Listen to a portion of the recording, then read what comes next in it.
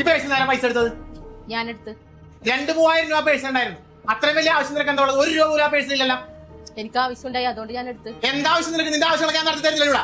ഇവിടെ നിനക്ക് ഇത്ര വലിയ ആവശ്യം വന്നത്? ഇവിടെ എന്താ നിനക്ക് ഒരു കുറവുള്ളത്?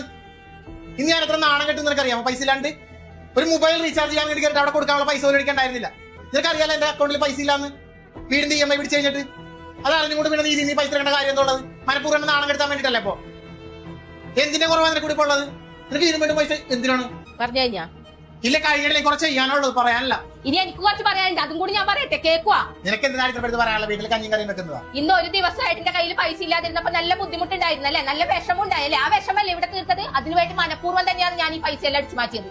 നീ മനഃപൂർവ്വം ചതിച്ചതാ? അതെ. എന്തേ?